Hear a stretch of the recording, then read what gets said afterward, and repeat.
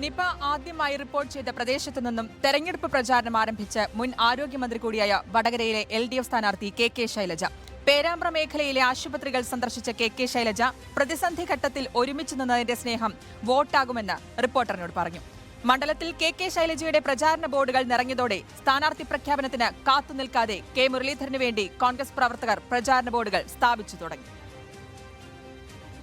Perambra taluk ആശുപത്രിയിലെത്തിയ K Shailaja sister ലിനിയുടെ ഓർമ്മകളിൽ അഭിവാദ്യം അർപ്പിച്ചു. ആശുപത്രിയിലെ ജീവനക്കാരെയും രോഗികളെയും നേരിട്ട് കണ്ടു.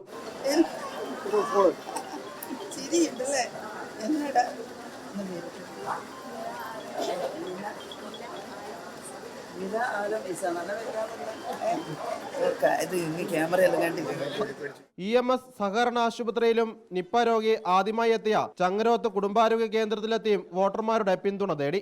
ജനങ്ങൾ എനിക്കറിയില്ല, എല്ലാവരും ഒരു വലിയ സ്നേഹപ്രകടനം ഉണ്ട് അവരുടെ ഭാഗത്ത് നിന്ന്. കാരണം ഒരു പ്രതിസന്ധി ഘട്ടത്തിൽ ഒരുമിച്ച് നിന്ന് പ്രവർത്തിച്ചവരെ അവർ ഓർമ്മിക്കുന്നു എന്നുള്ളത് തന്നെ ഉറപ്പായിട്ടും അവരെനിക്ക് വോട്ട് ചെയ്യുമെന്ന് ഞാൻ ഉറപ്പായിട്ടും വിശ്വസിക്കുന്നു. സ്ഥാനാർത്ഥി പ്രഖ്യാപനത്തിന് പിന്നാലെ കെ ശൈലജയുടെ പ്രചാരണ ബോർഡുകൾ മണ്ഡലത്തിലെങ്ങും നിറഞ്ഞു കഴിഞ്ഞു.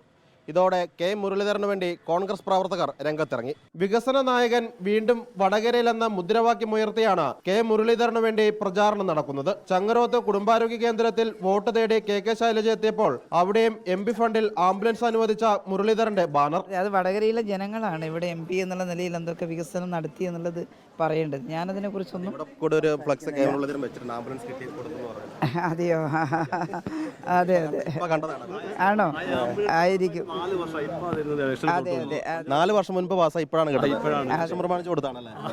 അതിനെ കുറിച്ച് ഇപ്പൊ എനിക്കറിയില്ല. അതുകൊണ്ട് വീഡിയോ ജേർണലിസ്റ്റ് മിജേഷ് അമ്പാടിക്കൊപ്പം reporter Sinoj Thomas, in reporter, Kozhikode.